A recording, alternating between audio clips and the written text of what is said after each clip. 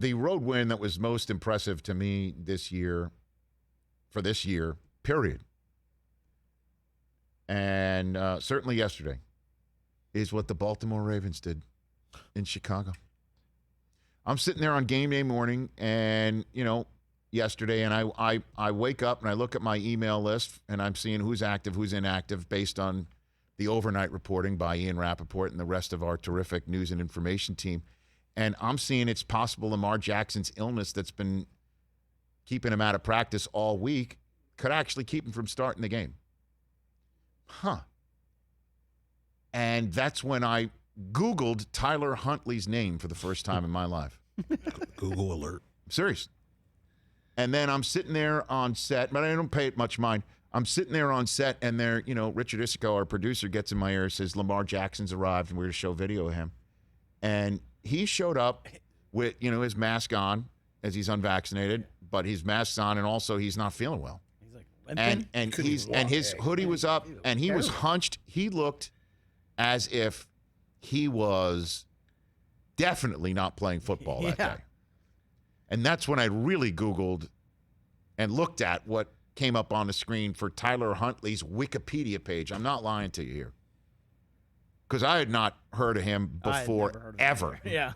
And it's my job to hear about people like him, ever.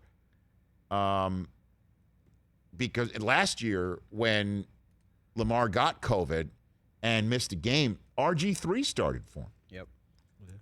RG3 started for him. It was that Thanksgiving Day game that kept getting postponed and pushed and pushed and pushed. And they looked terrible. Terrible. That Tuesday or Wednesday game? Oh, what the hell? It was weird. I'm trying to forget the whole year. Yeah. And so, according to reports, Tyler Huntley didn't know he was starting until Lamar texted him from the bus coming to the game. What? Correct. Oh, wow. Lamar got on the bus, the second bus, as Stacey Dales reported yesterday, coming to the game at Soldier Field because he flew on the team plane. According to the report, he was feeling so sick, he was balled up in his seat and didn't realize the plane had landed. Obviously, the Ravens were hoping that he would just get a good night's sleep, wake up and say, Coach, I feel great. Didn't happen. He texted Huntley on the way to the game, quote, go do your thing today. I'm going to be watching. And that's when Huntley's like, okay, I'm a University of Utah star, by the way. He was terrific at Utah. Mm-hmm. And I know I'm pissing off Utes fans when I'm like, I'd never heard of the guy before. Sorry. And kid from South Florida, dreaming of getting to start in the NFL. Well, guess what, kid? It's your show, and your show against the Chicago Bears. Against the Chicago Bears in Soldier Field coming off of a bye, and against the Chicago Bears coming off of a bye, coming off a game which Justin Fields was playing his head off. But the Ravens defense is so good, more often than not this year. And the running game, I got to tell you, man, this team lost J.K. Dobbins and Gus Edwards and Marcus Peters. They lost their top two running backs and arguably their best corner on the outset of the season. When we had Frank Gore on last week to promote his fight, and he said that he had gotten a call from a team just before the beginning of the season, and he wouldn't tell us who it was, you and I both looked at each other. We're like, that's got to have been the Ravens. Had to have been. I mean, could have been the Niners. Would the Niners have taken him back? Maybe. I mean, you're desperate if when all your running backs are out, but Raheem Mostert didn't get hurt out for the season until the season had just begun. And the Ravens get beat on a Thursday night against the Miami Dolphins, and then have got to sit on that for a whole week and a half, and then that's the moment in time, and they're losing, even though they're crushing Justin Fields and knock him from the game and put Dalton in. And then Dalton starts moving the team with a big touchdown pass. And suddenly the team's down. Game on the line. In a division where it's so tight, one loss can put you right into last place. As a matter of fact, if I'm not mistaken, the Browns won yesterday and they're in last place. in that division at 6-5. I think you're right. Hold on. Okay, because the Ravens are in front, the Bengals are in second, the Steelers are 5-4-1, the Browns are 6-5. They won yesterday and they're in last place. That's how tight this division is right now. And it's Tyler Huntley. It's Tyler Huntley's show, man. And a team could just say that's a wrap.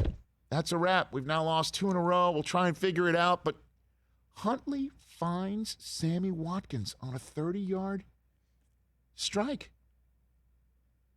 into the Bears' secondary. And then, of all people to score the game-winning touchdown, it's Devontae Freeman, who was on the couch and came off the couch because the Ravens were like, they went to the bargain basement of everybody sitting there at home saying, who wants to play for us? And Le'Veon Bell said, I will. And Latavius Murray said, I will. And Devontae Freeman's like, I will. Bell's gone, Murray's back, and Freeman scores. And the Ravens win again. They are amazing. Unfortunately for the Bears, that is, and for Matt Nagy, to have a guy who's never started in the NFL learn from the starter via text right before arriving to the stadium that he's starting. Sure, he took first-team reps, but he's never played a game before. And that guy wins, and your guy, Justin Fields, looks terrible, again, coming off a bye, in which you're now 0-4 coming off a bye. And he gets knocked from a game. And there was one sequence midfield where it's 4th and short. It's 3rd and short. Dalton throws deep. Okay? They're not just going to run it. We're going to throw deep. We're going to try and catch a nap, and wasn't even close. And so, Romo's like, well, that means you're just going to run it here, right? You're going to go for it on 4th down. And you could even hear, goes, oh, dude, they're putting a punt team out there. And they did. And then they cut to Nagy, who's absolutely ear-holing some guy who's just sitting by the phones and the wires and what have you. I think he was a tech. He went to find IT to say something was going on with his his headset. They burn a timeout. They send the offense back out there, and it's Montgomery on a direct snap, and he goes the wrong way. He cuts the wrong way. Romo said if he went with the way that the play was supposed to be run, he's running for days. And Fields also made some bizarre choice to keep running it for a first down instead of flipping it out to Montgomery. You'd be running for days. So now they're off center. They're off kilter. They're not calling the right plays. They're not making the right decisions. And this is coming off a bye. And the Ravens come in with Tyler Huntley and beat Justin Fields and Andy Dalton and you. And you're 15th. The only team below you in the NFC right now is the Detroit Lions, who you're going to see on Thanksgiving. This is what we call getting got in the NFL. And I feel for Matt Nagy, he's a good guy, but Bears fans don't care. That's how you get got in the NFL. You take too long to put your guy in, then you finally put him in, and he starts doing well. He starts looking good, and you have a bye, and you come out and you look like that.